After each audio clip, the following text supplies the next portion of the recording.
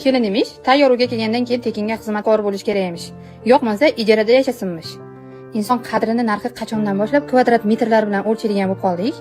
Qachondan boshlab oila degan muqaddas tushuncha mehmonxona tizimiga o'tib ketdi?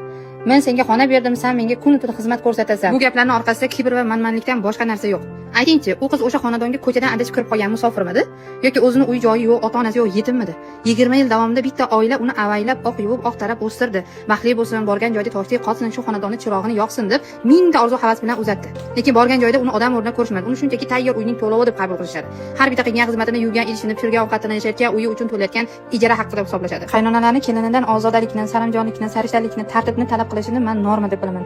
Lekin meni uyimda yashayapsan, sen tayyor uyga kelding deb minnat qilish bu zulm. Ota-ona uy joyini o'z farzandiga, ya'ni o'g'liga sharoit bo'lsin deb qiladi. Kelinni bo'yniga minnat quroli qilib ilib qo'yishun emas. Kelin uy ishini qilishi mumkin, lekin buni qarzdorlik hissi yoki qo'rquvdan emas, o'sha uydagilarni yaxshi ko'rgandan, hurmat qilgandan qilish kerak. Xo'sh, sizningcha tayyor uyda yashayotgan kelin xizmatkor bo'lishga majburmi? To'g'risini ayting, shu fikrga qo'shilasiz?